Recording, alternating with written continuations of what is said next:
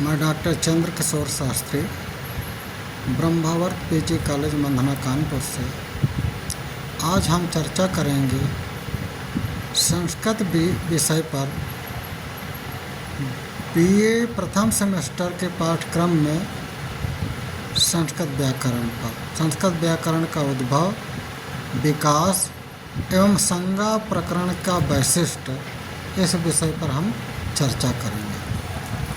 तो सबसे पहले हम बात करेंगे संस्कृत व्याकरण का आधार, अर्थात संस्कृत व्याकरण का प्रारंभिक इतिहास। संस्कृत व्याकरण की जड़ें अत्यंत प्राचीन हैं, जिसका उद्भव वेदों के संरक्षण की आवश्यकता से हुआ। वैदिक मंत्रों के शुद्ध उच्चारण, अर्थ और प्रयोग को बनाए रखने के लिए एक व्यवस्थित व्याकरण की कल्पना की गई। अब वेदों का संरक्षण कैसे? तो कहते वैदिक मंत्रों के शुद्ध पाठ और अर्थ को बनाए रखने के लिए व्याकरण का विकास आवश्यक हो गया। पाणिनि का अष्टाध्यायी लगभग 4वीं शताब्दी ईसा पूर्व में पाणिनि द्वारा विरचित अष्टाध्यायी संस्कृत व्याकरण का सर्वश्रेष्ठ और सबसे वैज्ञानिक ग्रंथ माना जाता है। भाषा की शुद्धता की बात करें तो व्याकरण का मुख्य उद्देश्य भाषा की शुद्धता, स्पष्टता और स्थिरता सुनिश्चित करना है। अब व्याकरण की यात्रा के बारे में देखते हैं कि व्याकरण के विकास क्रम के प्रमुख चरण क्या क्या हैं, कैसे इसकी यात्रा शुरू हुई और कैसे चरण है इसके विकास क्रम की। संस्कृत व्याकरण का विकास एक लंबी और क्रमिक प्रक्रिया रही है, जिसमें अनेक विद्वानों का योगदान रहा। यह वैदिक काल से आरंभ होकर लौकिक संस्कृत के परिष्करण तक फैला हुआ है। अब पहले बात करें वैदिक से लौकिक संस्करण की, तो भाषा के विकास के साथ वैदिक संस्कृत से लौकिक संस्कृत की ओर संक्रमण हुआ, जिसने व्याकरण के नियमों में परिवर्तन और परिशोधन की मांग की। पाणिनि का सूत्र संकलन हुआ। इस पाणिनि ने लगभग 4000 सूत्रों में संस्कृत भाषा के सभी नियमों को संकलित किया, जिससे एक अत्यंत व्यवस्थित और संक्षिप्त व्याकरण का निर्माण हुआ। बाद में कात्यायन और पतंजलि आए, जिनका व्याकरण के क्षेत्र में विशेष योगदान रहा। पाणिनि के बाद कात्यायन ने वार्तिक लिखकर सूत्रों की व्याख्या की और महर्षि पतंजलि ने महाभाष्य के माध्यम से नियमों का विस्तृत विश्लेषण और समर्थन किया। अब बात करते हैं संज्ञा का सार, संज्ञा प्रकरण और परिचय। संस्कृत व्याकरण में संज्ञा प्रकरण अत्यंत महत्वपूर्ण है, क्योंकि यह भाषा के मूल निर्माण खंडों, शब्दों के नामकरण और उनके वर्गीकरण से संबंधित है। संज्ञा की परिभाषा क्या है? तो देखते हैं। संज्ञा वह शब्द है जो किसी वस्तु, व्यक्ति, स्थान, गुण, भाव या अवस्था का नाम बताता है। यह भाषा में पहचान और वर्गीकरण का आधार है। संस्कृत में सुबंत क्या है?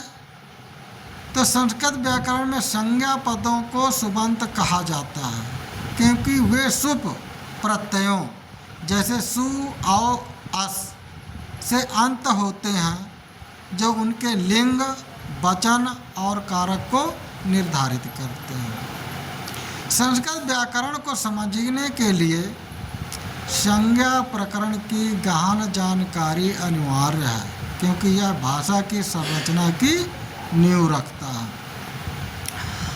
अब देखते हैं पाणिनि की अंतर्दृष्टि पर विचार करते हैं, पाणिनि के संज्ञा सूत्रों का और उनके महत्व।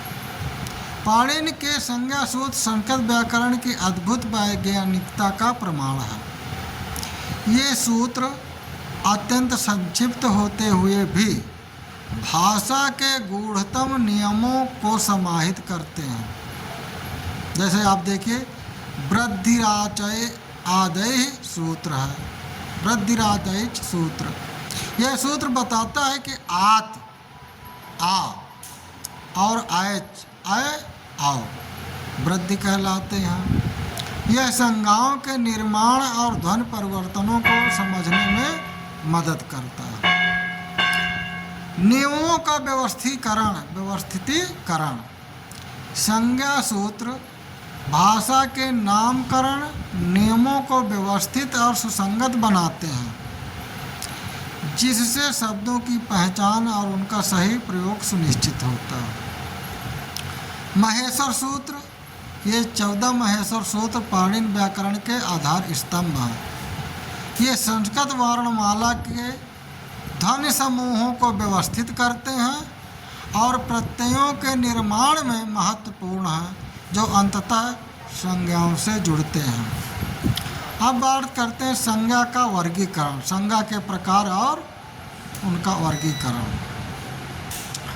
संस्कृत व्याकरण में संज्ञाओं को उनके अर्थ और उपयोग के आधार पर विभिन्न प्रकारों में वर्गीकृत किया गया है। यह वर्गीकरण भाषा की समृद्धि और उसकी सूक्ष्मता को दर्शाता है। जातिवाचक संज्ञा, जो शब्द किसी एक ही जाति या वर्ग का बोध कराते हैं, जैसे पुरुष पुरुषा पुरुष, फलम फल, नदी नदी, पर्वता पर्वत आदि। दूसरा व्यक्तिवाचक संज्ञा, जो शब्द किसी विशेष व्यक्ति, वस्तु या स्थान का बोध कराते हैं, वो व्यक्तिवाचक संज्ञा कहलाते हैं, जैसे रामा राम, सीता, गंगा, हिमालय आदि। तीसरा द्रव्यवाचक संज्ञा, जो शब्द किसी पदार्थ या द्रव्य का बोध कराते हैं, वो द्रव्यवाचक संज्ञा कहलाते हैं, जैसे जलम, दुग्धम, स्वर्णम। भाववाचक संज्ञा, जो शब्द किसी गुण, अवस्था या भाव का बोध कराते हैं, वो भाववाचक संज्ञा कहलाते हैं, जैसे सौंदर्यम, बाल्यम, क्रोध आदि। समूहवाचक संज्ञा, जो शब्द किसी समूह या समुदाय का बोध कराते हैं, वो समूहवाचक संज्ञा कहलाते हैं, जैसे सेना, जनता, वर्ग आदि। तो अब हम बात करते हैं संरचनात्मक आधार पर संज्ञा के लिंग, वचन और कारक। संस्कृत में संज्ञाएं केवल नाम नहीं होती, बल्कि वे लिंग, वचन और कारक के माध्यम से वाक्य में अपनी भूमिका और संबंध को दर्शाती हैं। यह भाषा की विशिष्टता और व्याकरणिक समृद्धि है। अब लिंग की बात करें, जिसे अंग्रेजी में जेंडर कहते हैं, तो इसमें 3 लिंग हैं, पुल्लिंग, स्त्रीलिंग और नपुंसकलिंग। पुल्लिंग क्या है? पुरुष जाति का बोध कराता है। जिससे पुरुष जाति का बोध हो वो पुल्लिंग है, जैसे रामा, वृक्षा। स्त्रीलिंग, जिससे स्त्री जाति का बोध हो, अर्थात स्त्री जाति का बोध कराने वाला स्त्रीलिंग कहलाता है, जैसे सीता, नदी। नपुंसकलिंग, ना पुरुष ना स्त्री जाति का बोध कराता है, जैसे फलम और पुस्तकम। ये न तो स्त्री है न पुरुष है। अब वचन की बात करते हैं, जिसे अंग्रेजी में नंबर कहते हैं, तो इसमें भी 3 वचन होते हैं, एक वचन, द्विवचन और बहुवचन। एक वचन अर्थात जिससे एक वस्तु या व्यक्ति का बोध हो, वह एक वचन, जैसे बालक। द्विवचन, जिससे 2 वस्तुओं या व्यक्तियों का बोध हो, जैसे बालकौ। बहुवचन, जिससे 2 या 2 से अधिक वस्तुओं या व्यक्तियों का बोध हो, जैसे बालका। तो ये बहुवचन है। इसी प्रकार कारक, जिसे केस कहते हैं। अब कारकों की बात आती है, तो पहले कर्ता कारक है, जिसे क्रिया का बोध होता है। क्रिया को करने वाला जिसे नॉमिनेटिव कहते हैं, कर्ता कहलाता है, कर्ता कारक, और कर्ता कारक में प्रथमा विभक्ति होती है। दूसरा है कर्म कारक, क्रिया का प्रभाव जिस पर पड़े वो कर्म कारक कहलाता है, और कर्म कारक में द्वितीय विभक्ति होती है। तीसरा है करण कारक, क्रिया का साधन, क्रिया करण कारक कहलाता है, करण कारक में तृतीय विभक्ति होती है।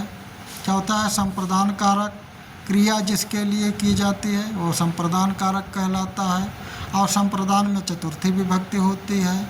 पांचवा है अपादान, जिससे अलग होना, विश्लेष होने को अपादान कहते हैं, और अपादान में पंचमी विभक्ति होती है। फिर छठा है संबंध, संबंध में संज्ञाओं के बीच इसमें संबंध होता है, संबंध कारक में षष्ठी विभक्ति होती है। और सातवां है अधिकरण कारक, क्रिया का जो आधार होता है, क्रिया जहाँ पर घटित होती है वो अधिकरण कारक कहलाता है, और अधिकरण में सप्तमी विभक्ति होती है। अब देखें नियमों की गहराई के बारे में संक्षिप्त में जान लेते हैं कि संज्ञा प्रकरण के विशिष्ट नियम क्या है, इनके बारे में आपको जानना होगा। पद रूपांतरण, उपसर्ग और प्रत्यय का प्रभाव, समास और संबंध के बारे में जानना होगा, और अनिवार्य उपयोगिता संज्ञा प्रकरण का व्याकरण में स्थान और उसकी उपयोगिता क्या है इस बारे में जानना होगा। तो भाषा की स्पष्टता, देखिए संस्कृत व्याकरण में संज्ञा प्रकरण का स्थान केंद्रीय है। इसकी उपयोगिता केवल भाषाई शुद्धता तक सीमित नहीं, बल्कि यह संस्कृत दर्शन और साहित्य की समझ के लिए महत्वपूर्ण है। भाषा की स्पष्टता और साहित्यिक प्रयोग।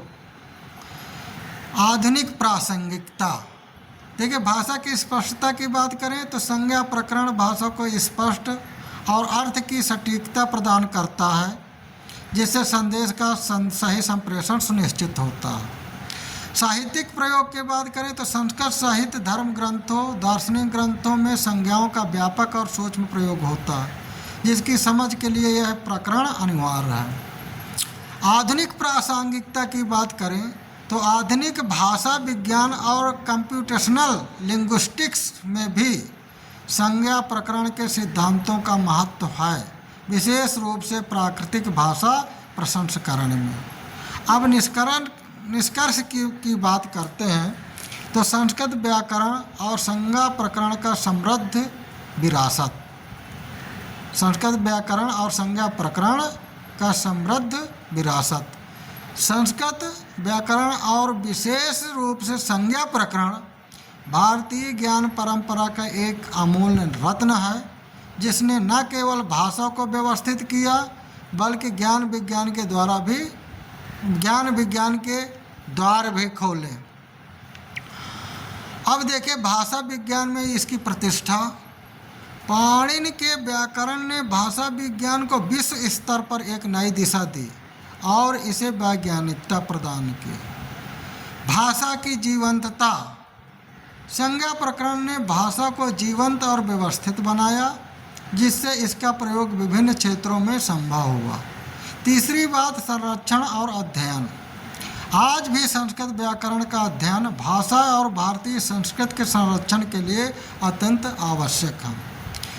संस्कृत व्याकरण हमें न केवल भाषा ही सिखाता है बल्कि एक व्यवस्थित सोच और सूक्ष्म विश्लेषण की क्षमता भी विकसित करता है। आपके समय और ध्यान के लिए हार्दिक आभार। आपने इस विषय वस्तु को ध्यान से सुना और समझा, अपना अमूल्य समय दिया, इसके लिए बहुत बहुत धन्यवाद।